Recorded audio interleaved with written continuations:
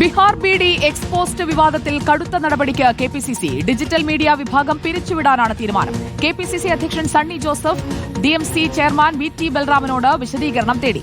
വിവാദ പോസ്റ്റുമായി ബന്ധമില്ലെന്നാണ് വി.ടി. ബൽറാമിന്റെ വിശദീകരണം. ബി.ഡി പോസ്റ്റ് ദേശീയതലത്തിൽ എൻ.ഡി ആയുധമാക്കിയതോടെ കടുത്ത നടപടിക്ക് തയ്യാറെടുക്കുകയാണ് കെപിസിസി. എക്സ് പേജിലെ പോസ്റ്റ് വിവാദമായതോടെ പിൻവലിച്ചു മാപ്പ് പറഞ്ഞെങ്കിലും നടപടിയെടുക്കാനാണ് ഹൈക്കമാൻഡ് നിർദ്ദേശം. ഡിജിറ്റൽ മീഡിയ വിഭാഗം ചെയർമാൻ വി.ടി. ബൽറാമിനോട് കെപിസിസി അധ്യക്ഷൻ സണ്ണി ജോസഫ് വിശദീകരണം തേടി. ഡിജിറ്റൽ മീഡിയ വിഭാഗത്തിന് വലിയ വീഴ്ച സംഭവിച്ചെന്നാണ് കെപിസിസിയുടെ വിലയിരുത്തൽ. കോൺഗ്രസിന്റെ ഇത്തരം സോഷ്യൽ മീഡിയ പോസ്റ്റുകളിൽ കൂടുതൽ ശ്രദ്ധിക്കേണ്ടതായിരുന്നു. അതിൽ ശ്രദ്ധക്കുറവും അപാകതയും സംഭവിച്ചിട്ടുണ്ട്. ഡിജിറ്റൽ മീഡിയ വിഭാഗം പിരിച്ചുവിടാനാണ് ഹൈക്കമാൻഡിന്റെ നിർദ്ദേശം. കുറച്ചുകാലമായി കോൺഗ്രസ് നേതൃത്വത്തിന് ഡിഎംസി തലവേദനയായി മാറിയിട്ടുണ്ട്.